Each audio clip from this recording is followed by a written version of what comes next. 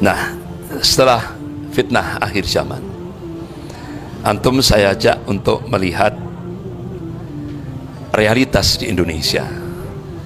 Jadi itu tadi fitnah akhir zaman, kiatnya kalau kepingin selamat seperti itu yang diberikan oleh Allah dan Rasulnya. Nah sekarang kita coba kita lihat bagaimana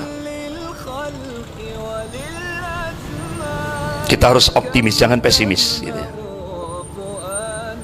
Allah Subhanahu wa ta'ala sudah memberikan arahan yang konkret dalam surah Al-Imran ayat 139.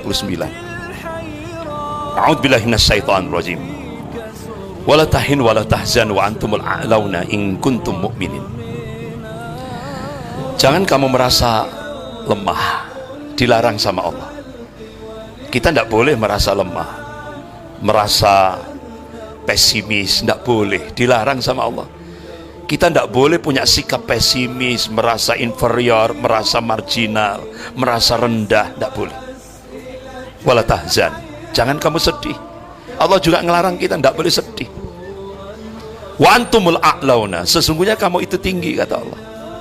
Coba ayat itu Allah gunakan kata a'la. A'la itu kan isim tafdil, artinya yang disifati oleh ayat itu bisa tinggi, bisa unggul. Pertanyaannya, kapan kita bisa unggul?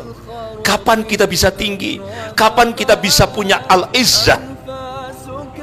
Allah berikan kuncinya, in kuntum mu'minin. Ini kuncinya. Sudah jaminan, kalau itu sudah jadikan, itu sudah kita jadikan sebagai pijakan untuk memantik kebangkitan kaum muslimin, lebih khusus di Indonesia. Insya Allah jaminannya al-falah, kemenangan. Tauhid itu, tauhid ini harus benar-benar kita hunjamkan, karena kuwatul ummah, kekuatan umat itu terletak pada kuwatul akidah, dan kuwatul akidah itu terletak pada terpatri atau tidaknya kalimat tauhid la ilaha illallah dalam setiap syakhsiyatul islamiyah, pribadi-pribadi muslim. Dan kalimat tauhid la ilaha illallah itu tidak akan bisa mewujud di dalam hidup dan kehidupan kita ini hingga kita mengamalkan al-wala wal bara. Karena al-wala wal bara itu pilar tegaknya kalimat tauhid. Itu kalau sudah tauhid itu sudah menghunjam dalam setiap syakhsiyatul islamiyah, pribadi-pribadi muslim, itu yang ditakuti cuma satu, siapa? Allah. Ya. Dan itu sudah pernah dibuktikan di Indonesia. Peristiwa 10 November di mana? Surabaya. Ruh tauhid. Sampai Bung Tomo di radio RRI itu sampai, kalau tidak ada kalimah takbir itu, dengan apa saya bisa membangkitkan kaum muslimin untuk menghadapi serangan Inggris yang membonceng penjajah Belanda waktu itu di Surabaya. Ini kalau sudah tauhid, itu pesawat-pesawat canggih, bom persenjataan yang canggih bisa dikalahkan sama bambu runcing. Logik enggak? Logik enggak? Enggak logik. Tapi Allah yakinkan wa man nasru illa min indillah, kemenangan itu datangnya dari Allah, bukan dari manusia. Dan itu Allah tunjukkan. Makanya Syekh Abdullah Azam rahimahullah, beliau tuliskan ayatul rahman fil jihad Afgan. Coba untuk menghadapi superpower dunia Uni Soviet yang itu tentara merah, tentara beruang merahnya sangat ditakuti dunia, persenjataannya canggih, ya kan, kekuatan Uni Soviet itu luar biasa, negara adidaya. Ternyata untuk menghancurkan Uni Soviet, ternyata Allah pilih bukan Indonesia, bukan Pakistan yang punya nuklir, tapi negara yang paling miskin di dunia Islam. Mana? Jantungnya Khurasan, Afghanistan. Siapa yang dipilih oleh Allah? Seorang pemuda, seorang sabab, Makanya Rasulullah sallallahu alaihi wasallam, masya Allah, luar biasa. Rasulullah sebelum wafat memberikan amanah pada seorang sahabat, seorang pemuda. Karena pemuda itu secara psikologis puncak-puncaknya hamasa, semangat itu pada usia muda. Puncak-puncaknya kuatul fikrah, kekuatan pemikiran pada usia muda. Ya, puncak-puncaknya kekuatan tidak hanya kuatul hamasa, semangat, kuatul jasad juga pada usia muda. Makanya siapa yang paling banyak berada di garda terdepan pembela al-haq? Pemuda. Pembela kebatilan juga pemuda. Ya, sabab itu. Makanya Rasulullah sallallahu alaihi wasallam, masya Allah, mau wafat Rasulullah memberikan amanah kepada seorang sabab, seorang pemuda, umurnya 18 tahun. Siapa? Usamah bin Zaid. 18 tahun itu kalau di Indonesia SMA ya, SLTA. Untuk Rasulullah memberi amanah dijadikan komandan perang menghadapi dua negara superpower, Persia dan Romawi. Allahu Akbar. Padahal veteran-veteran perang Badar yang ahli strategi perang banyak kan? Tapi Rasulullah sallallahu alaihi wasallam sebelum wafat memberi amanah pada seorang pemuda yang umurnya 18 tahun. Artinya apa? Rasulullah sudah memberi contoh pemuda itu berubah sebagai agent of change, agent perubahan sebuah bangsa, sebuah negara, bahkan sebuah kekuatan dunia. Pemuda, ya kan? Itu Rasulullah memberikan amanah. Bahkan ternyata juga menghadapi Uni Soviet, Amerika, dua negara superpower kekinian. Itu pemuda juga Allah gerakkan. Siapa? Syekh Abdul Azam rahimahullah. Beliau Allah gerakkan dari Palestina menuju jantungnya Khurasan, Afghanistan. Akhirnya beliau dirikan Baitul Ansar, rumah Ansor, penolong agama Allah. Nah kalau di Jogja teras dakwah. Nah itu Syekh Abdul Azam merekrut kalangan pemuda yang miskin-miskin, karena di Afghanistan negara miskin ya, yang artinya kurus-kurus ya, kurus-kurus karena jarang makan. Wong negara miskin Afghanistan, itu yang direkrut, kantongnya kempes semua kan, tidak ada isinya.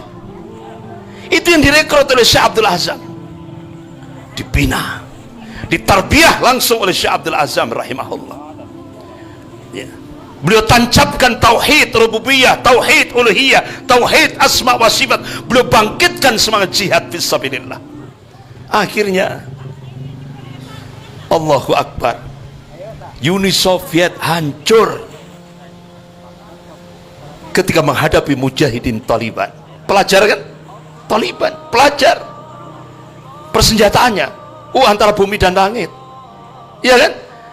Persenjataan mujahidin Taliban senjatanya jadul. Sementara Uni Soviet, ya Allah, canggih, super canggih. Lu kok menang? Uni Soviet hancur, langsung berkeping-keping, hancur, berantakan. Kemudian bergeraklah Amerika dengan 47 negara untuk menghadapi mujahidin Taliban. Menang enggak Amerika? Amerika mundur semua, 47 negara semua mundur, dan kemenangan itu ada pada mujahidin Taliban. Allahu Akbar. Dan itu tidak pernah diekspos di Jawa Pos, apalagi Metro tipu. Ya, ikhwani wa akhwat fillah rahimakumullah. Balik lagi ke slide. Masih al-ummah. Rasulullah sallallahu alaihi wasallam mengingatkan pada umatnya, qala Rasulullah sallallahu alaihi wasallam, man asbaha bi amril mu'minin falaysa minni. Rawahu Ahmad. Barang siapa yang bangun pagi hari dia tidak peduli terhadap masalah-masalah umat, Rasulullah menegaskan falaysa minni, mereka bukan golonganku.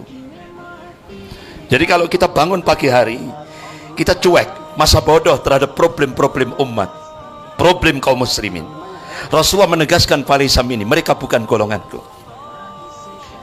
Eman kita hidup sekali. Tadi kita dikatakan bukan golongan Rasulullah, rugi. Kita hidup cuma sekali. Makanya malam hari ini kita mikirkan umat saja dapat pahala, apalagi action berbuat untuk umat. Masya Allah. Yaumil Isnin, hari Senin 12 Rabiul Awal, saat itu Rasulullah berada di rumah istrinya Maimunah, dan waktu itu Rasulullah minta izin pada semua istrinya. Ketika saat-saat akhir kehidupan beliau minta izin berada di rumah Aisyah radhiyallahu anha. Akhirnya semua istrinya ridho. Rasulullah di rumah istrinya Aisyah radhiyallahu anha. Yaumil Isnin, hari Senin 12 Rabiul Awal, di penghujung waktu duha, terucap dari ucapan Rasulullah, ummati, ummati, ummati. Ini mau wafat, ketika menghadapi sakratul maut, Rasulullah masih memikirkan umatnya. Sampai terakhir di penghujung waktu duha, wasiat terakhir, as-salah, as-salah, as-salah, wattaqullah wa ma malakat aimanukum. Artinya jangan tinggalkan sholat, jangan tinggalkan sholat, jangan tinggalkan sholat. Wattaqullah, takutlah kepada Allah, wa ma malakat aimanukum, dan berbuat baiklah kepada hamba sahayamu. Ikhwani wa akhwat fillah rahimakumullah. Problematika umat kontemporer, lebih khusus di Indonesia, ini seperti yang diungkap oleh Pak Prabowo Subianto. Indonesia bubar tahun 2030.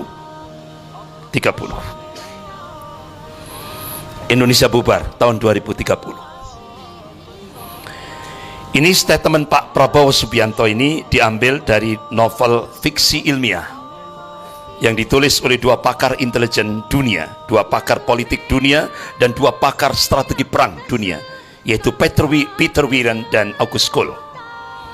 Jadi novel Ghost Fleet ini bacaan wajib bagi para intelijen, bukan intelijen Jogja ya, intelijen dunia, ya, dunia global. Jadi ini jadi bacaan wajibnya, buku wajib yang harus dibaca oleh pakar-pakar intelijen dunia. Jadi dalam novel ini tertulis di situ, Indonesia akan menjadi negara gagal tahun 2030. Akibat apa? Intervensi mafia Taipan dan komunis Cina. Mafia Taipan kalau di Indonesia itu apa bahasanya? 9 naga. Dan komunis Cina. Ini prediksi, artinya ini hasil kajian fakta, bukan fiktif. Jadi fiksi ilmiah ini fakta, kajian pakar-pakar intelijen dunia.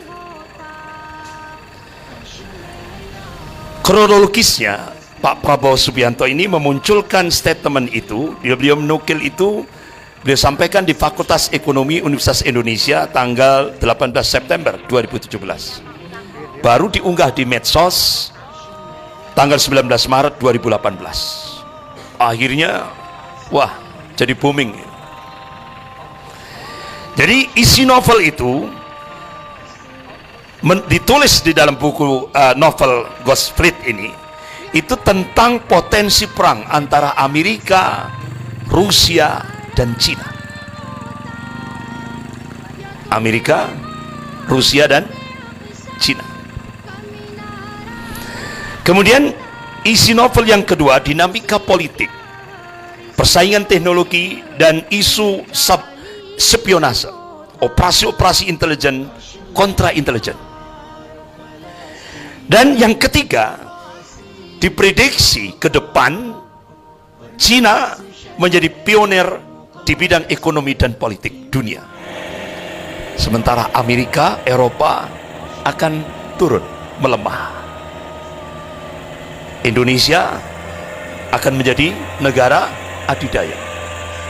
Indonesia akan menjadi barometer ekonomi dunia, tapi bukan milik Indonesia. Diprediksi Indonesia sudah dikuasai oleh bangsa Ya'jud wal Ma'jud. Cirinya kulitnya putih, matanya sipit. Itu. Jadi seperti itu. Ikhwan wa akhwat fillah rahimakumullah.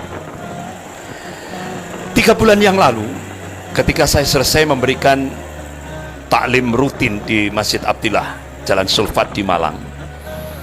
Selesai saya memberikan taklim, begitu saya keluar dari masjid itu, saya didekati orang yang badannya tegap. Ini saya mikir ini militer, ternyata benar. Beliau dari Kopassus. Ustadz, ini amanah dari Pak Prabowo.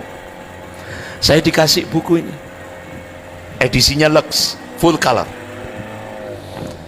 Sampai di rumah saya baca. Daftar isi yang pertama, ini tulisan Pak Prabowo sendiri. Beliau mengupas tentang membangun kesadaran nasional. Artinya pasca Indonesia merdeka, itu arahnya kepada negara yang gagal. Ya, negara gagal. Kenapa? Beliau di poin kedua mengungkap tentang tantangan besar. Yang pertama, kata Pak Prabowo Subianto, kekayaan Indonesia itu banyak mengalir keluar, bukan ke dalam. Contoh, Freeport. Freeport itu mulai zaman Pak Karno sampai hari ini, zaman Presiden Soekarno sampai hari ini, itu tiap hari emas batangan, emas murni 24 karat, emas murni, emas batangan 300 kilo per hari itu menuju Amerika. Itu tiap hari. Makanya jangan kaget ketika terjadi sengketa Pilpres 2014 di Mahkamah Konstitusi. Itu setelah awalnya Bill Clinton, kemudian ronde kedua John McCain datang ke Indonesia. Bahkan John McCain bawa 2 pesawat besar di Bandara Halim Perdana Kusuma, antisipasi kalau Jakarta chaos. Kemudian John McCain mempreser hakim-hakim Mahkamah Konstitusi. Ya. Apa yang terjadi? Setelah sekian bulan, hakim-hakim Mahkamah Konstitusi nyanyi. Nyanyinya apa? Kalau kami tidak menuruti Amerika, tidak mengikuti kebijakan Amerika, kami akan diakilkan atau dimunirkan. Akilkan itu, akil Mukhtar, dijebak. Kalau enggak, dimunirkan. Dimunirkan berarti dibunuh. Jadi hakim-hakim Mahkamah Konstitusi sami'na wa ata'na. Itu. Akhirnya seperti ini. Akhirnya Amerika sukses, sehingga Freeport bisa diperpanjang sampai 2041.